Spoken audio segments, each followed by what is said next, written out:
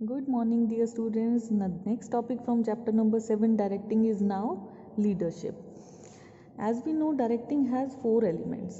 Directing के 4 elements होते हैं: supervision, motivation, leadership and communication. अभी हम इसमें तीसरा वाला एलिमेंट पढ़ेंगे, leadership. लीडरशिप क्या है?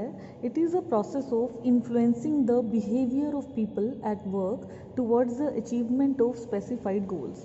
एक लीडर का काम क्या होता है? लीडर की जो पर्सनालिटी होती है वो दूसरों के बिहेवियर को इन्फ्लुएंस करने की होती है, प्रभाव डालने की होती है. तो लीडरशिप क्या हुआ? एक ऐसा प्रोसेस जिसमें हम जो लोग हमारे अंडर काम कर रहे हैं उनके बिहेवियर को प्रभावित करेंगे. किस बिहेवियर को? जो वर्क करना है, जो काम करना है, उससे रिलेटेड जो बिहेवियर है उसको इन्फ्लुएंस करना है ताकि हम जो स्पेसिफिक गोल है, हमारा टारगेट है, हम उसे अचीव कर सकें. तो लीडरशिप में क्या क्या एलिमेंट्स आएंगे? That it is the process of influence. एक तो ये दूसरों को प्रभाव डालने की प्रोसेस है. The influence is always for achievement of common goal. अब ये प्रभाव क्यों डालना है? किसी को अपने पर्सनालिटी से हमें इन्फ्लुएंस नहीं करना. हमारा जो इन्फ्लुएंस है वो कॉमन गोल की तरफ होना चाहिए, जो एक ऑर्गेनाइजेशन का टारगेट है उसको अचीव करने की तरफ होना चाहिए. And there must be minimum 2 और मोर पर्सन्स प्रेजेंट. 2 या 2 से ज़्यादा लोग होने चाहिए, क्योंकि अपने आप को इन्फ्लुएंस करना is not called leadership. And influence should be to get the willing cooperation of the employees. अब ये जो इन्फ्लुएंस करना है ये भी क्या होना चाहिए कि एम्प्लॉयज़ विलिंगली कॉपरेट करे, अपनी मर्जी से कॉपरेट करे. किसी का फोर्सफुल कॉपरेशन नहीं होना चाहिए. ज़बरदस्ती किसी से काम कराना is not called leadership. Leader क्या होना चाहिए? लीडर खुद एक ऐसा पर्सन होना चाहिए जो अपने काम से दूसरों को इन्फ्लुएंस करे कि इस तरह से टारगेट्स अचीव होते हैं, ताकि लोग उसको विलिंगली, एम्प्लॉयज़ जो है विलिंगली कॉपरेट करके काम करें. See what are the features of leadership. Leadership में एक एबिलिटी होती है इंडिविजुअल की जो दूसरों को इन्फ्लुएंस करती है. सो लीडरशिप क्या है? एक ऐसी एबिलिटी है इंडिविजुअल की जो दूसरों को इन्फ्लुएंस कर सके. Secondly, leadership tries to bring change in behaviour. Leadership में क्या कोशिश की जाती है कि वर्कर का बिहेवियर चेंज हो जाए. लीडरशिप में इंटरपर्सनल रिलेशनशिप की बात आती है लीडर और फॉलोअर में. जो फॉलोअर है वो अपने लीडर को फॉलो करता है, उससे एक इंटरपर्सनल रिलेशन मेंटेन करके रखता है. Leadership is to achieve common goals. जो ऑर्गेनाइजेशन का गोल है उसे अचीव करने के लिए प्रोसेस होती है. And it is a continuous process as usual. जैसे सारे फंक्शंस मैनेजमेंट के कंटिन्यूस हैं, ऐसे ही लीडरशिप का एलिमेंट भी कंटिन्यूस है. Now see different styles of leadership. Leadership style जो है वो हर लीडर का डिफरेंट पैटर्न होता है. एक लीडर के बिहेवियर पे डिपेंड करता है कि वो किस तरह का स्टाइल अपना के चलता है. A leadership style is the result of a leaders philosophy.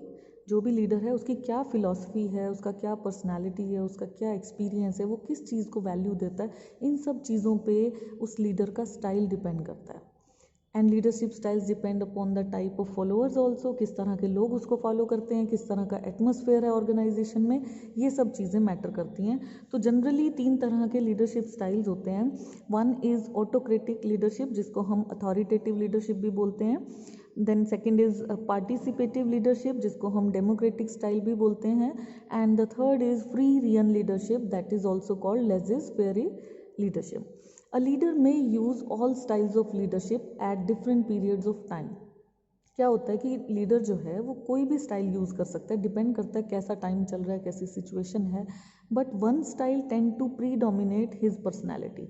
लेकिन कोई एक स्टाइल ऐसा होता है जो उसकी पर्सनैलिटी से ही रिलेटेड होता है. So on the basis of how leaders use their power, leadership style can be classified into 3 broad categories. तो किस तरह से लीडर अपना स्टाइल यूज़ करते हैं, पावर यूज़ करते हैं, वो 3 कैटेगरीज में हमने डिवाइड किया. तो फर्स्ट कैटेगरी इज़ ऑटोक्रेटिक और अथॉरिटेटिव लीडरशिप. इसको हम बॉस सेंटर्ड लीडरशिप भी कहते हैं. देखिए फिगर से भी समझ में आ रहा है. बॉस सेंटर्ड क्या है कि सारा डिसीजन लीडर ही लेता है. देखो सारे सबऑर्डिनेट्स को लीडर ही कंप्लीटली कंट्रोल कर रहा है. तो एक ऑटोक्रेटिक लीडर कौन हुआ? जो कंप्लीट कंट्रोल करता है सबऑर्डिनेट्स को, वो सारी पावर अपने पास ही रखता है, सेंट्रलाइज करके रखता है. And takes all decisions without consulting the subordinates. तो ये जो ऑटोक्रेटिक लीडर होता है ये अपनी अथॉरिटी को भी डेलीगेट नहीं करता. ये लीडर सिर्फ ऑर्डर देता है और एक्सपेक्ट करता है कि सबॉर्डिनेट्स उसकी बात को फॉलो करें बिना क्वेश्चन अराइज किए. Unquestioningly the subordinates have to follow this kind of leader. He gives reward and puts penalty to direct the subordinate. ये सबॉर्डिनेट पे पेनल्टीज भी लगाता है और रिवार्ड भी देता है, जैसी सिचुएशन हो वैसा मैनेज करता है, लेकिन अपने हिसाब से चलता है. सी leader is only giving instructions to his subordinates.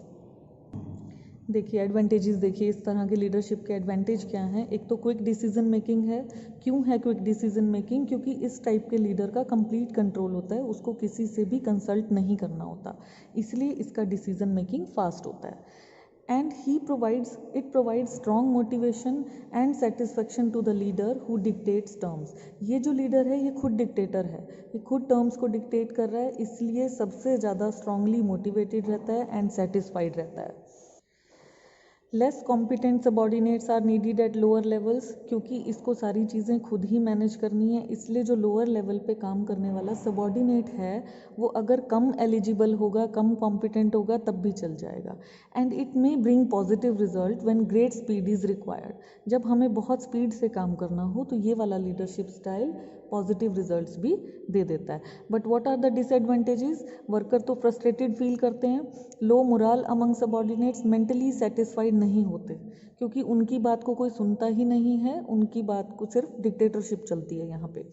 Initiative level of subordinates goes down. कोई भी सबॉर्डिनेट है उसका इनिशिएटिव लेवल हो सकता है वो कुछ अच्छा सोचता, अच्छी पहल करता, क्रिएटिव होता, ना तो उसका पोटेंशियल यूज़ हो रहा है, ना उसकी क्रिएटिविटी यूज़ हो रही है, ना ही उसे कोई इनिशिएट करने का मौका दे रहा है. इसलिए इनिशिएटिव लेवल कम हो गया और पोटेंशियल और क्रिएटिविटी भी यूटिलाइज नहीं हुई. ऐसे में उसका कोई डेवलपमेंट भी नहीं हो पाता. लेकिन ये स्टाइल कब सूटेबल है? ऐसा स्टाइल लीडर कब अपना सकता है? जब सबॉर्डिनेट्स अनएजुकेटेड हों, ज़्यादा पढ़े लिखे ना हों, अनस्किल्ड हों, उनको नॉलेज ना हो, उनको एक्सपीरियंस ना हो, या फिर कंपनी फियर और पनिशमेंट की टेक्निक यूज़ करती हो कि डरा धमका के काम करा लें. ऐसी कोई डिसिप्लिनरी टेक्निक हो कंपनी की, तब ऐसा स्टाइल फॉलो किया जा सकता है. And when leader prefers to be dominant in decision making, जब लीडर ये चाहे कि वो ही प्रभावशाली रहे बस, तब ऐसा स्टाइल अपनाया जा सकता है. तो आजकल क्या है, ये स्टाइल डिज़ायरेबल नहीं है क्योंकि आजकल जो एम्प्लॉयज़ हैं वो एजुकेटेड हैं, वेल ऑर्गेनाइज्ड हैं, तो उन लोगों को इस तरह से नहीं चलाया जा सकता. एग्जाम्पल में आप हिटलर का एग्जाम्पल दे सकते हैं. हिटलर क्या था? डिक्टेटर ही तो था, तानाशाही थी उसकी. तो ये बिल्कुल सारा का सारा जो ऑटोक्रेटिक लीडरशिप स्टाइल है, it belongs to Hitler kind of leadership.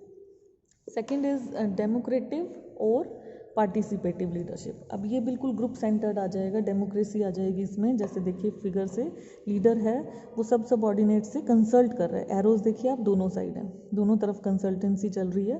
This is called democratic style और पार्टिसिपेटिव स्टाइल ऑफ लीडरशिप. इसको ग्रुप सेंटर्ड लीडरशिप भी बोलते हैं. Under this style leader takes decisions in consultation and participation with employees. इसमें जो है employees के साथ पार्टिसिपेट करके, कंसल्ट करके तब डिसीजन लेता है लीडर. वो अपनी अथॉरिटी को डेलीगेट भी करता है, डिसेंट्रलाइज भी करता है. लीडर जो है वो ओपिनियन को मानता है, मेजॉरिटी की ओपिनियन को. जितने लोग ज़्यादा एक तरफ बात करेंगे, जो मेजॉरिटी का ओपिनियन होगा वो उसको मान लेगा. He provides freedom of thinking and expression. इसने एम्प्लॉयज़ को मौका दिया, फ्रीडम दी थिंकिंग की और एक्सप्रेशन की, अपनी बात को एक्सप्रेस कर सकें freely. He listens to the suggestions. ये सजेशंस को सुनता भी है, प्रॉब्लम्स को भी सुनता है. ग्रीवेंसेस मतलब प्रॉब्लम्स होती हैं. And opinion of the subordinates, कोई भी उसे राय देता है तो उसको सुनता है. इस वाले स्टाइल का फ़ायदा क्या है, एडवांटेजेस क्या हैं? इससे जॉब सेटिस्फेक्शन इंप्रूव हुआ, एम्प्लॉयज़ का मोराल इंक्रीज हो गया. It improves decision making ability of subordinate. Subordinate अपनी मर्जी से डिसीजन ले सकता है इसमें, तो इसलिए उसकी डिसीजन मेकिंग पावर भी इंक्रीज हो जाती है. It develops positive attitude and reduces labour turnover and labour absenteeism. जब कोई भी एम्प्लॉई जॉब से सेटिस्फाइड रहेगा तो उसका एक पॉजिटिव एटीट्यूड डेवलप होगा और ना तो लेबर टर्नओवर होगा, कोई नेगेटिविटी उसके माइंड में नहीं आएगी, ना ही लेबर एब्सेंट होगी. Quality of decision improve. जब डिसीजन मेकिंग दी जाएगी तो उसका क्वालिटी ऑफ डिसीजन भी इम्प्रूव होगा.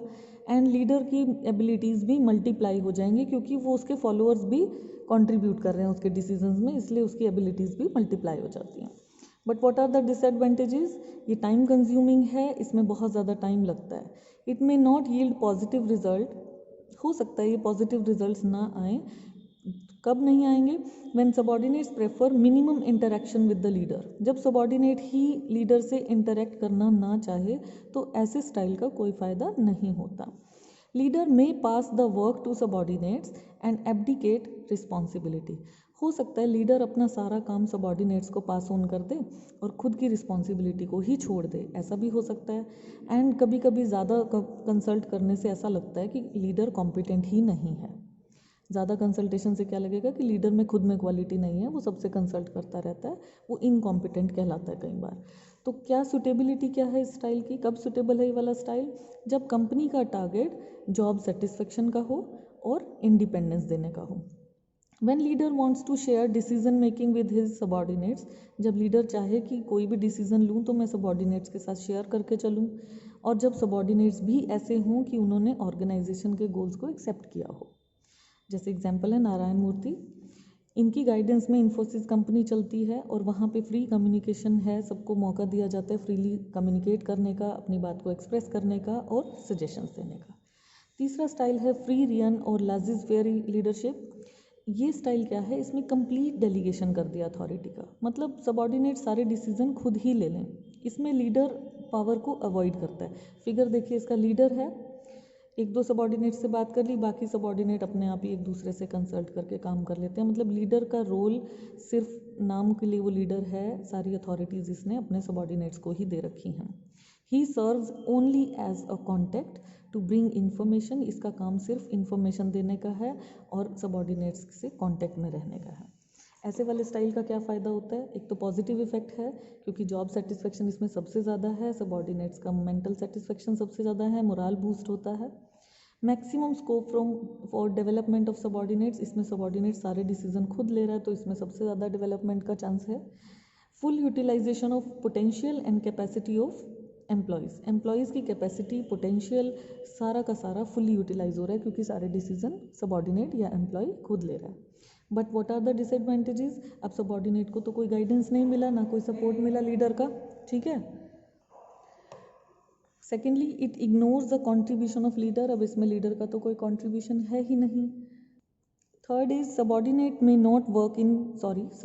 मे वर्क इन डिफरेंट डायरेक्शंस, जब कोई लीडर नहीं होगा तो सब अपने अपने हिसाब से अपनी अपनी डायरेक्शन में काम करेंगे एंड रिजल्ट इन केओस, मतलब कन्फ्यूजन्स क्रिएट हो जाएंगे। ये स्टाइल कब सुटेबल है? जब सबॉर्डिनेट्स वेल ट्रेंड हों, जिन एम्प्लॉयज़ को हम फ्रीडम दे रहे हैं इतनी, वो पहले से ट्रेंड होने चाहिए, हाईली नॉलेजेबल होने चाहिए। And secondly, subordinates are self motivated, उनको अपनी रिस्पॉन्सिबिलिटी एज्यूम करने के लिए वो लोग रेडी हों, मोटिवेटेड हों, तब ये स्टाइल यूज़ किया जा सकता है। शॉर्टकट में देखते हैं तीनों styles, authoritative, democratic and legislative. Decision making कैसा था? अथॉरिटेटिव में सिर्फ लीडर डिसीजन ले रहा था, डेमोक्रेटिक में लीडर सबॉर्डिनेट्स के साथ कंसल्ट करके ले रहा था डिसीजन, एंड लेजिस्लेटिव स्टाइल में सबॉर्डिनेट्स को खुद डिसीजन लेने पड़ रहे थे।